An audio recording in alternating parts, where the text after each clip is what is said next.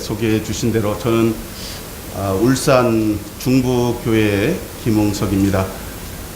제가 한 수년 전에 한번 서대문 한 10년은 된 것 같습니다. 10년 전에 한번 왔었고 또 18년 전에 한번 왔었습니다. 울산 중부교회의 성도님들의 이름으로 서대문 교회의 성도님들에게 문안 인사를 먼저 드립니다.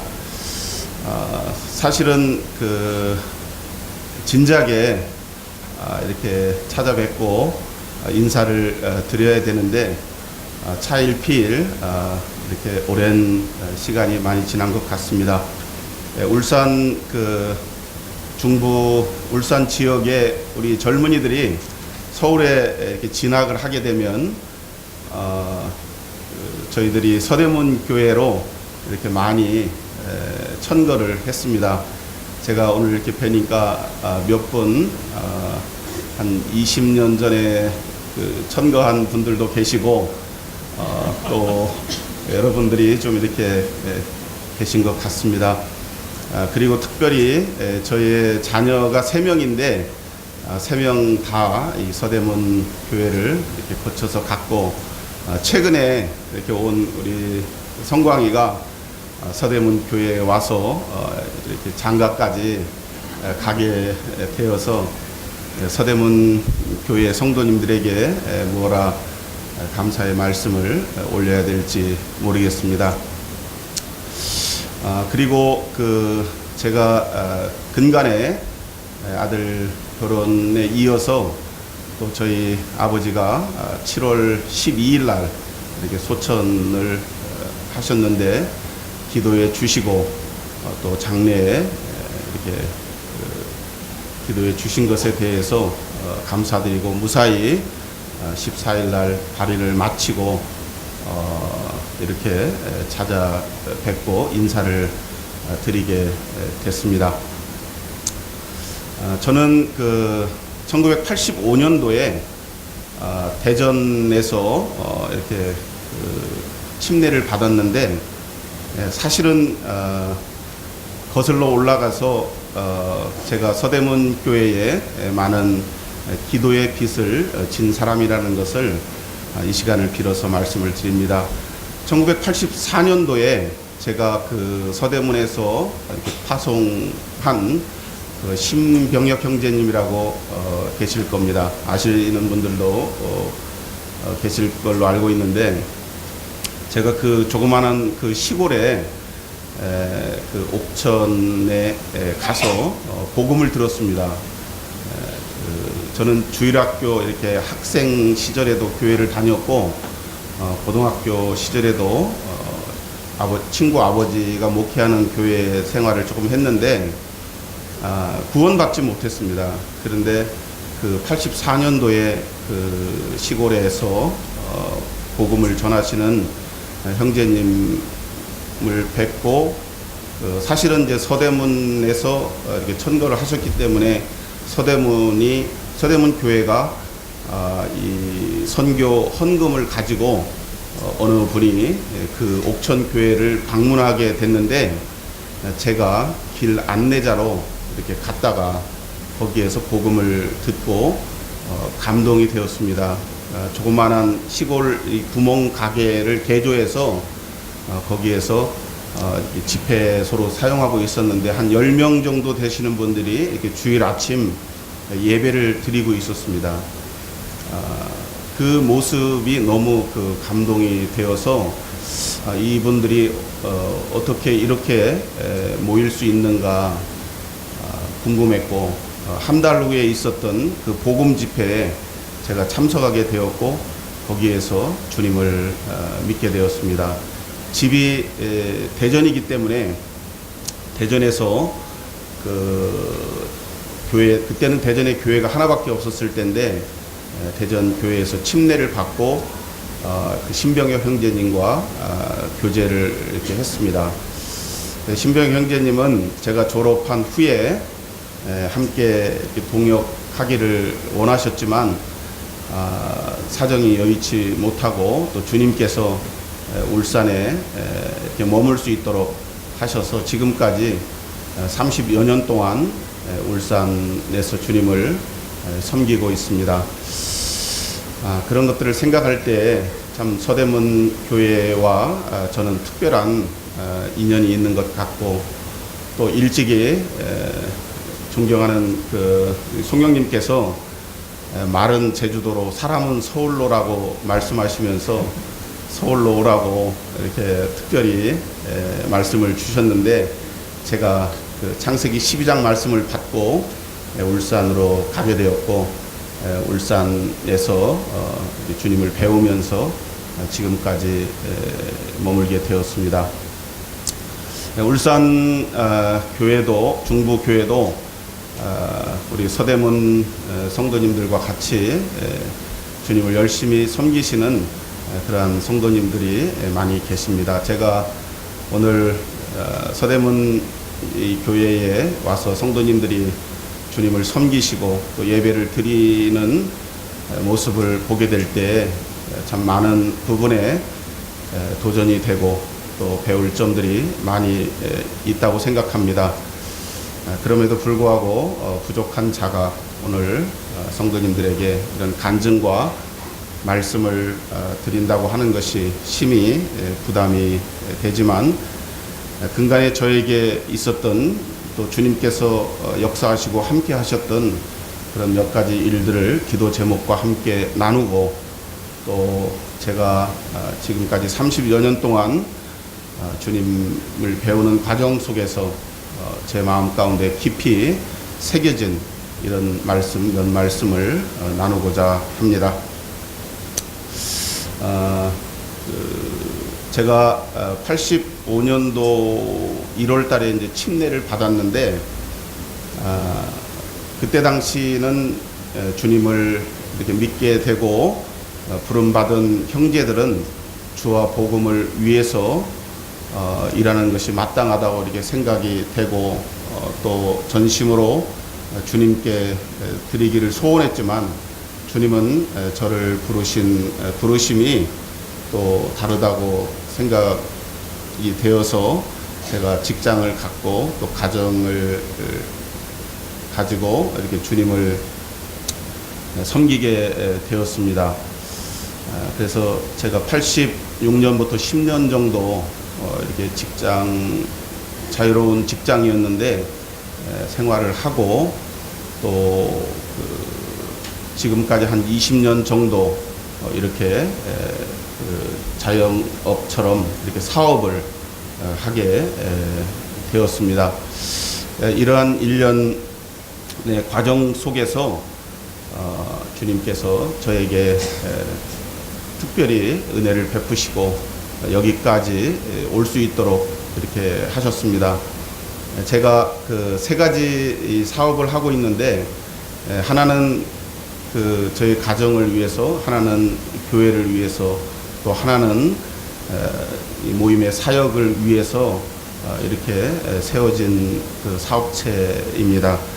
그래서 많은 여러 형제 자매들과 같이 이렇게 사업을 하고 있는데, 최근에 잘 아시는 바와 같이 이 디모데 학교를 2015년도에 개교를 하고 올해 3년차 중학교 1학년부터 고등학교 1학년까지 60명 정도의 학생들과 또 15명의 교직원들이 지금 안성에서 학교를 운영하고 있습니다. 제가 특별히 이 디모데 학교를 섬기면서 주님께서 이 시대에 하나님의 교육이 필요한 시대라는 시대적 소명을 저희들에게 주시고, 먼저 이러한 부분에 부담을 가지신 앞선 형제님들이 주님 앞에 이런 부분을 소원하시고, 또 그러한 형제님들의 부름을 제가 받아서 지금까지 섬기고 있습니다. 준비 기간은 2010년부터 한 5년 정도 이렇게 준비를 해서 15년에 개교를 했고, 지금 학교 교사, 학사를 건축하고 있습니다. 이러한 부분에서 많은 교회와 형제 자매님들이 기도해 주시고 또 협력해 주셨는데, 이러한 가운데 주님께서 어떻게 저희들 가운데 함께 하셨는가를 먼저 간단하게 말씀드리고, 그리고 주님께서 주신 말씀 한두 말씀을 좀 읽고자 합니다. 저희들이 2010년부터 이 미래교육준비위원이라는 그 조직을 구성해서 여러 지역과 여러 단체, 또 이 기독교 대안학교가 한국에 240개 정도가 있습니다.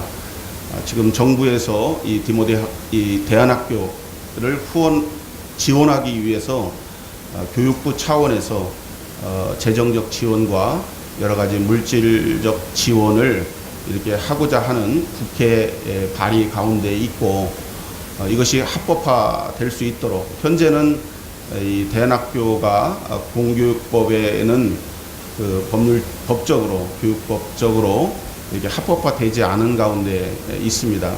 왜 그러냐면 지금 기존 그 공교육에서는 성경을 가르치거나 또 이 복음을 전할 수 없는 시대가 되었습니다.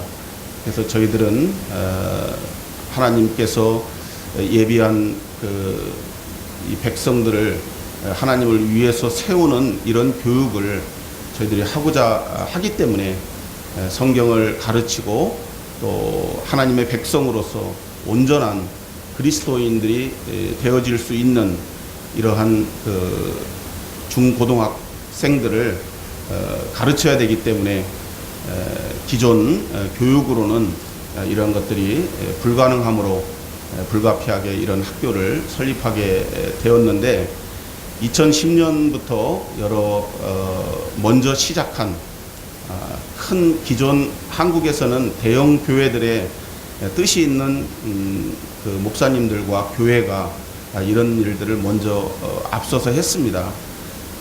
그래서 저희들이 미국이나 또 호주나 이런 여러 저희보다 먼저 시작한 나라들의 현황들을 조사하고 또 어떻게 하는 것이 가장 저희 모임의 정서에 맞는 학교인지를 이렇게 준비하는 기간 동안에 이제는 어떻게 하면 되는지, 무엇을 가르쳐야 되는지, 이제 이러한 그 구체적인 것들이 세워졌는데, 어디에서 할 것인지 또 어떤 규모로 할 것인지 실질적인 면에 있어서 많은 고민이 되었습니다. 그러던 중에 저희들이 그 안성에 안성교회가 있습니다. 그 안성교회가 참 하나님의 도우심과 은혜로 그들이 작은 예배당, 예배드릴 수 있는 거처를 마련하기 위해서 기도했는데, 하나님께서 이 안성교회에 정말 어쩌면 감당할 수 없을 만큼의 이러한 시설을 주신 거예요. 그들이 처음 2014년도에 만났을 때 제 마음 가운데 이 감동이 된 것이 굉장히 어렵게 예배당을 마련했는데 지하 1층과 1, 2, 3층으로 되어 있는 대지 600평의 건평이 280평 정도 되는 이러한 시설이었어요. 성도들이 그때 당시 한 30명 정도 이렇게 모이고 계시더라고요. 그 30명 가운데 경제적으로 또 건강상 그때 제가 만나봤을 때 그 30명 가운데 암 환자가 한 3-4분 정도 되셨어요. 그리고 온전한 직장을 갖고 계신 분들이 거의 없었습니다. 그런 가운데 그 예배당을 하나님이 주셨는데, 그들이 1년 동안 그 어려운 가운데도 기도하면서 그 지하를 이렇게 수리를 해서 거기서 예배를 드리고 1, 2, 3층을 비워놔 있는 거예요. 그래서 많은 식당을 하는 사람들이 그 시설을 임대해 달라, 또 어린이집이나 유치원을 하기를 원하는 사람이 그런 시설을 임대해 달라고 했을 때 그 임대를 주면 그 임대료를 받아서 그 경제적 문제를 해결할 수 있는데도 불구하고 하나님께서 우리에게 두신 소원이 이런 것이 아닐 것이다라고 생각하고 1년 동안 계속 기도했습니다. 근데 제가 그때 이제 만난 거예요. 그런데 그 간증을 듣고 참 그 감동이 되었는데, 그 교제 말미에 그 사역하시는 형제님이 보여줄 것이 하나 있다는 거예요. 그래서 그 예배당 그 뒤로 돌아가서 그 여기 땅이 1,500평이 있는데 그 한번 땅을 한번 보시라고. 그 가서 보니까 제가 그 얼마 전에 그 땅 이 건물을 지을 수 있는, 학교를 지을 수 있는 그 땅을 계속 그 찾으러 다녔는데, 역대상 4장 40절을 한번 보겠습니다.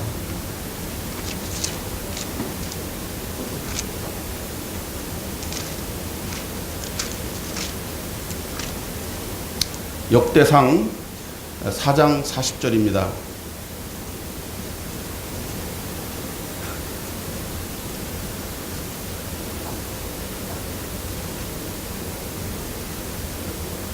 한 절만 읽겠습니다. 역대상 4장 40절에 기름지고 아름다운 목장을 발견하였는데 그 땅이 넓고 안정되고 평안하니 이는 옛적부터 거기에 거주해온 사람은 함의 자손인 까닭이라.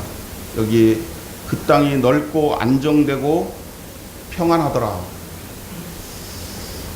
제가 이 말씀을 계속 마음 가운데 갖고 있으면서 하나님께서 어디에 우리를 인도하실지, 또 어떤 곳에 이 학교를 세우기를 원하시는지를 놓고 계속 기도할 때 그 땅을 보여주면서, 이 땅이 농협 땅인데 이 안성교회에다가 자꾸만 이 땅을 사라고 얘기를 한다라는 거예요.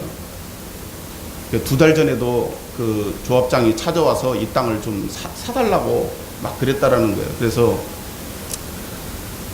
제가 이 말씀, 안성교회의 간증을 듣고 제가 이 말씀을 가지고 있었는데, 이 땅 하나님께서 우리에게 보여주신 것 같다. 사실 이 말씀을 드리기 전에 있었던 많은 여러 스토리들을 말씀드려야 되는데, 시간 관계상 생략하고, 아무튼 이 땅을 주님이 보여주신 땅으로 생각되어서, 그러면 이 땅 그 가격을 얼마로 얘기하더냐. 그러니까 얼마라고, 그래서 그 정도 가격이면 한번 기도해 보겠다. 가서 그 조합장에게 거래가 될 수 있도록 가서 얘기를 해봐 달라. 이렇게 하고 저는 내려왔는데 전화가 온 거예요. 2달 전에 분명히 자기에게 여러 번 얘기하고 몇 차례 얘기를 했다라는 거예요. 그런데 갑자기 그분이 나는 그런 말 한 적이 없다고 이렇게 얘기를 한다라는 거예요.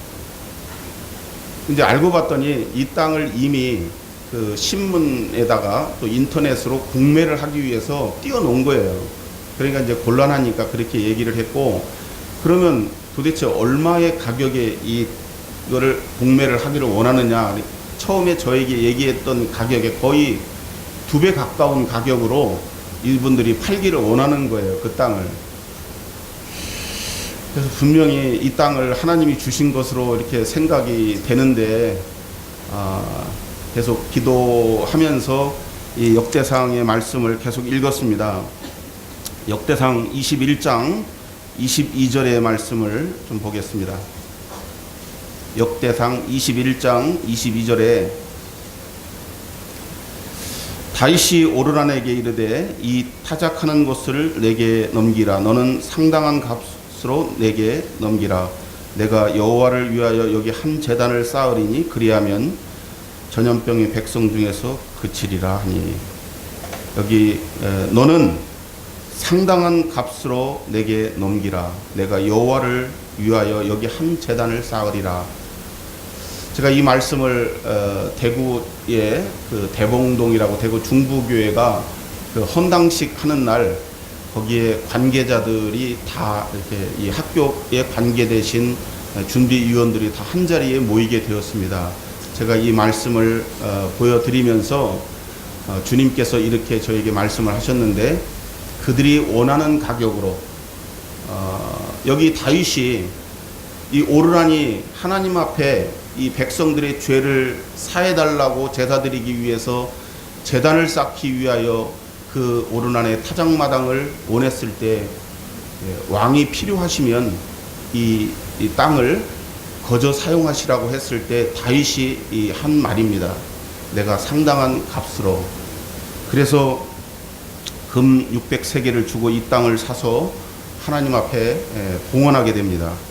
제가 이 말씀을 받고 그들이 원하는 가격으로 다 주고 이 땅을 사서 여기 학교를 짓겠다, 이렇게 그 얘기를 했습니다. 그런데 그 이미 공매로 그게 나갔기 때문에 누구든지 입찰을 해서 가져가면 이제 그만인 거예요. 그래서 우리가 계속 기도했는데, 그 공매, 경매하고 공매는 좀 다르죠. 전문가들은 좀 아실 건데, 그래서 이게 두 번 유찰이 되면 세 번째는 이제 수의 계약을 할 수 있는 거예요. 직접 그 농협하고 거래할 수 있는 거예요. 그래서 두 번 유찰이 되기를 위해서 제가 기도했습니다. 한 번 유찰될 때마다 가격이 몇 억씩 떨어지는 거예요.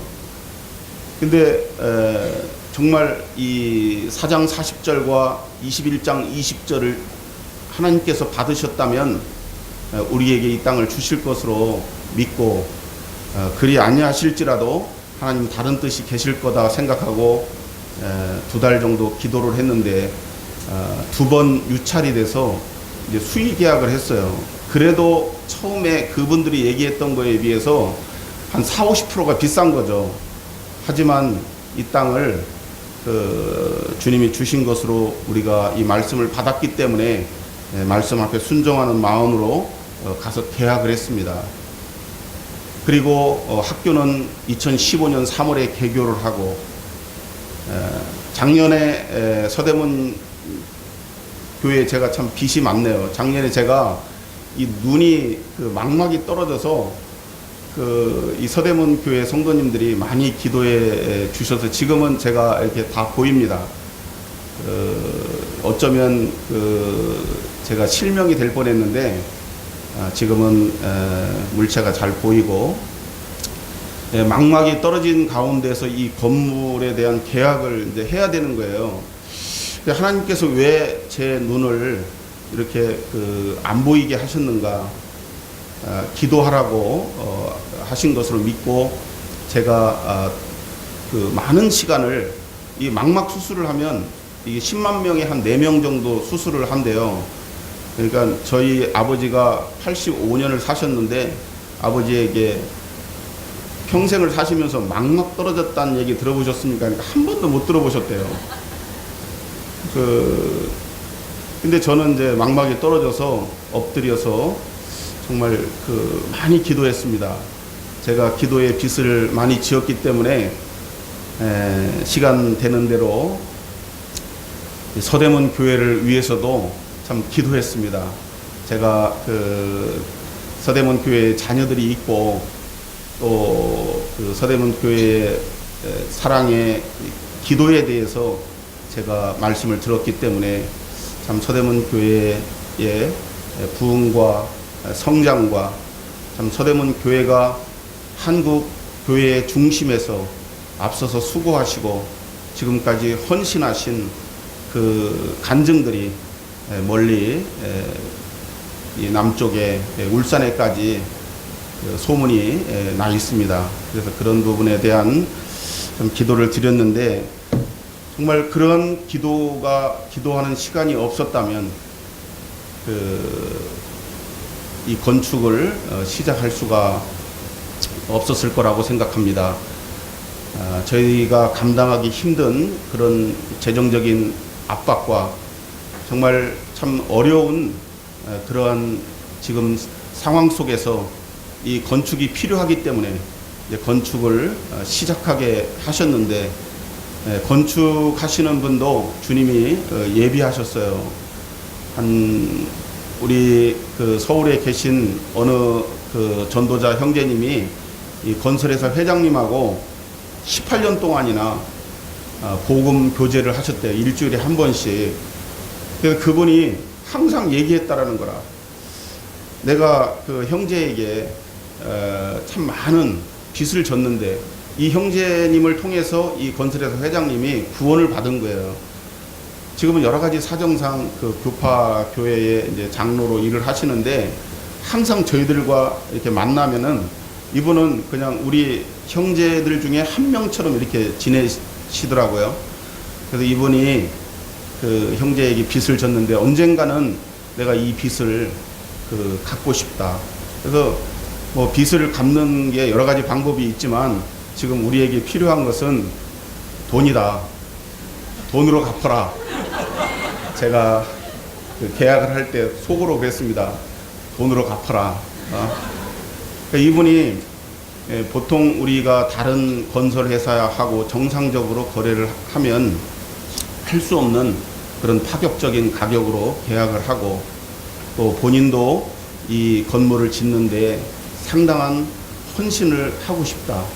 이렇게 그 말씀을 하셔서 지금 공정이 한 80% 정도 됐습니다. 여기까지 인도하셨는데 중간에 많은 그 말씀 그 어려운 점들이 있었고 제가 그때마다 수술을 한 번 했는데 또 재발해서 또 재수술을 하고 이 수술 과정이 너무나 그 힘들기 때문에 이제 세 번째 수술을 해야 되는데 제가 의사에게 그랬습니다. 이번에는 수술하지 않겠다. 내가 그 기도하고 정말 주님께서 이제 더 이상 수술을 하면 안 되는 거예요. 제가 이렇게 그 움직여야 되기 때문에 이 눈을 수술하면 운전도 못하고 움직일 수가 없습니다. 계속 이 가스가 위로다가 이렇게 그 떠서 이 망막 시신경을 압박을 해가지고 그 팽창해서 이렇게 부착을 해야 되기 때문에 계속 엎드려 있어야 돼요. 눈을 감고. 그런 가운데 주님께서 저에게 이 창세기 43장에 보면 그 야곱의 생애 가운데 정말 그 결단의 시간이 나옵니다.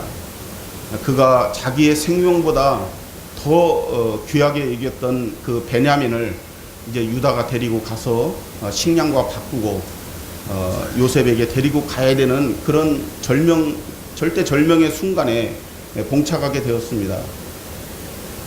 그래서 절대로 안 된다. 내가 내 생명을 잃을지라도 이 베냐민만큼은 내가 잃을 수가 없다. 요셉 한 사람으로 내가 모든 것을 다 잃었다고 생각한다.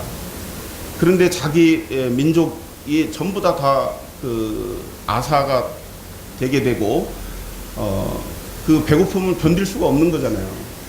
그러니까 그가 하나님 앞에 서원하고 결단을 하게 됩니다. 그 결단의 고백이 내가 잃으면 잃으리라 그거였었어요. 데리고 가라. 가서 식량과 바꿔라. 그래서 그가 잃으면 잃으리라고 한 그 고백을 할 때 그 고백이 저희 고백이 되기를 소원했습니다. 그래서 이제 내 눈이나 내가 가지고 있는 모든 것을 잃을지라도 이 사업을 이 사명을 완수해야 된다라고 하는 그런 말씀을 받고 하나님 앞에 결단하게 되는 그러한 시간도 있었습니다. 그래서 지금 디모데 학교가 이제 이번 9월이 되면 이제 공사가 마무리가 되고 10월에 이제 입주를 할 예정으로 이렇게 되어 있습니다. 학교에 대한 얘기를 제가 짧게 한다고 했지만 너무 많이 시간을 써서 제가 한 10분 정도만 더 교제 나누기를 원합니다. 최근에 어느 분들이든지 가족에 대한 전도 또 이 복음에 대한 그 부담, 내가 저 사람은 정말 주님께 인도해야 되는데 하는 그런 부담이, 영적인 그런 부담이 저희들 가운데 다 있죠. 특별히 고륙 부모 형제 이런 가족에 대한 전도에 대한 부담을 남녀노소 어떤 사람이든지 다 가지고 있다고 생각합니다. 최근에 저의 아버지가 말씀드린 대로 7월 12일 날 이렇게 돌아가셨는데, 평생을 주님을 믿지 않으셨어요. 그래서 제가 30년 동안 줄기차게 30년이 넘도록 기도하고, 또 저의 이 막내 동생이, 제 막내 동생이라고 해도 나이가 적지는 않습니다. 막내 동생이 저희 교회에 전도자로 전도하는 일을 하는 그런 사람인데, 이 아버지가 구원받지 못한 가운데 있기 때문에 늘 저희 형제들, 저희 가족들에게는 부담이고 짐이었습니다. 근데 아버지가 이 대장암 말기 선고를 받으시고 또 이제 병상에서 이제 다시는 일어날 수 없는 그런 절대절명의 순간이 왔습니다. 주님께서 정말 이 아버지가 이대로 돌아가신다면 우리들의 남은 생애가 얼마나 참 부끄럽겠는가. 인간적인 생각부터 참 많은 이 생각들이 들었습니다. 이번에도 구할 것이 주님의 말씀이고, 일찍이 사도행전 16장 31절의 그 말씀을, 너와 내 가족이 구원을 얻으리라고 하는 이 약속을 우리 믿는 자들에게 다 주셨는데, 주님께서 이 아버지를 어떻게 하시려는가, 정말 그 어떤 때보다도 간절한 마음으로 기도하지 않을 수가 없었습니다. 이 사도행전 16장부터 시작해서 제가 이 사도행전을 다시 한번 읽는 가운데, 사도행전 27장 14절에서 참 이 말씀을 보여주셨습니다. 내 성중에 있는 자들을 내가 다 건지리라고 하신 이 말씀을 주님이 보여주셨는데, 그래서 저희들이 이제 가족회의를 했어요. 주님께서 이 말씀을 나에게 주셨다. 그래서 이 말씀을 의지해서 우리가 아버지의 이 영혼을 포기하지 말고 이 아버지를 위해서 기도하자. 그래서 다음 장 28장 한 말씀만 좀 보겠습니다. 사도행전 28장 15절의 말씀입니다.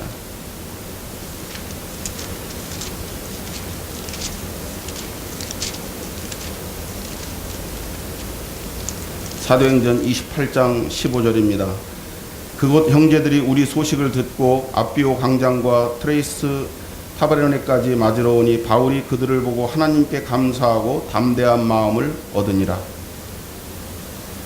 형제들이 우리 소식을 듣고 하나님께 감사하고 담대한 마음을 얻었다.